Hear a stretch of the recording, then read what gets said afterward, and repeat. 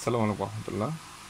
সম্মানিত ২ নং ওয়ার্ডবাসী, এই দুর্যোগকালীন সময়ে যে যেভাবে সময় পার করছেন আমরা আল্লাহ শুকরিয়া আদায় করি, আলহামদুলিল্লাহ।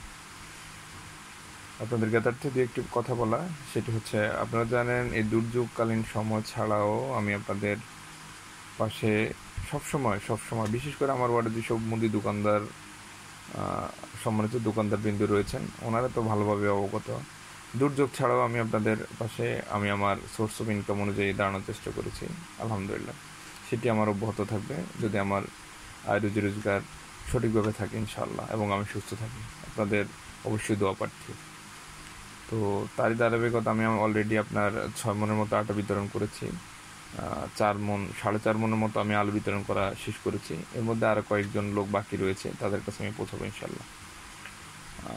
আর এছাড়াও আমি আসন্ন ফাউন্ডেশন প্রত্যেকটা ওয়ার্ডে যেভাবে ত্রাণ বিতরণ করছে, বা অন্যান্য যে সংগঠনগুলো বা ব্যক্তিকেন্দ্রিক যেই সাপোর্ট দিচ্ছে আপনাদেরকে, আমি মেজরিটি লোকজনের সাথে আলাপ করেছি, আলহামদুলিল্লাহ। আপনারা প্রাপ্য কোনো লোকজন বাকি নেই।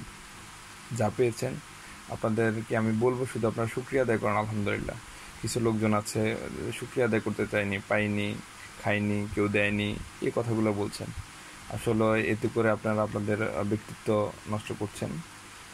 আমি সামাজিক যোগাযোগ মাধ্যম যারা ব্যবহার করছেন তাদেরকে অনুরোধ করব, আপনারা বিভিন্ন জায়গায় এই কথাগুলো বলেন, যে আপনারা আলহামদুলিল্লাহ বলেন, আলহামদুলিল্লাহ বলেন, আল্লাহ শুকরিয়া আদায় করেন যে আপনারা এত এত এত বেশি পেয়েছেন।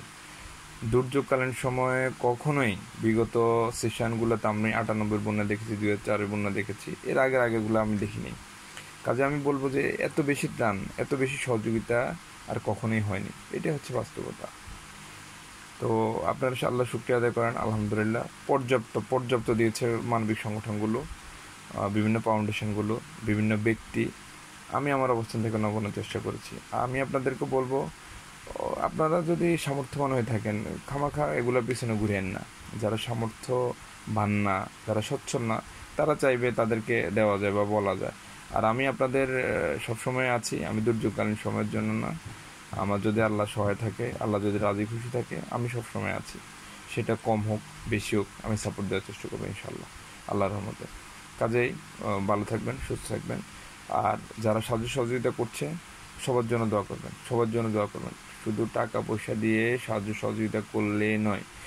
এই দুর্যোগকালীন সময়ে আমি দেখেছি অনেক স্বেচ্ছাসেবী লোকজন যথেষ্ট পরিশ্রম করেছে, বিশেষ করে ইয়ং লোকগুলা যথেষ্ট পরিশ্রম করেছে। প্রত্যেকটা ওয়ার্ডে টাকা পয়সা দিয়ে সাহায্য সহযোগিতা করতে না পারে, কিন্তু যে পরিশ্রম করেছে, আমাদের ওয়ার্ড আমি দেখেছি যে পরিশ্রম করেছে, আসলে অতুলনীয়।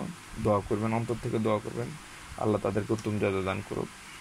সবাই ভালো থাকবেন, এই বলে আমি আমার সংক্ষিপ্ত বার্তা আপনাদের কাছে পৌঁছানোর চেষ্টা করেছি। আসসালামু আলাইকুম রহমতুল্লাহ।